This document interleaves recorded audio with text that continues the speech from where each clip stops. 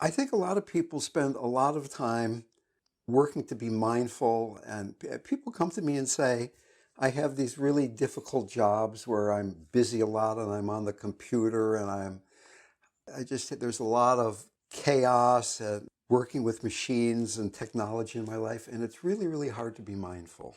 As long as you feel that you have to be mindful each moment in order to be experiencing that sense of grace, that basking in presence, then I think it's going to be a really difficult task. And in fact, one of my earlier meditation teachers, a guy named Munindraji, one of Joseph Goldstein's primary teachers, he said the price of freedom is eternal vigilance. And he was a Vipassana teacher. I would agree that if you are eternally vigilant, you will be free. But I'm not very good at eternal vigilance. I like resting in grace much better.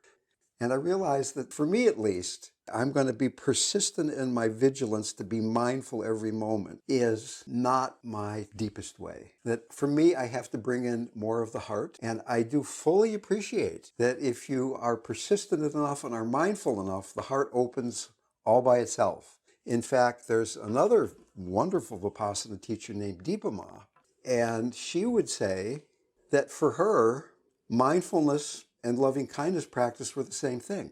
Her practice was so deep that she couldn't pay attention to something and not love it. And she couldn't love something and not pay attention to it. I mean, how could they be two different things? But for most of us, we have to learn to pay attention to the things that block our heart so that we can slowly purify through awareness.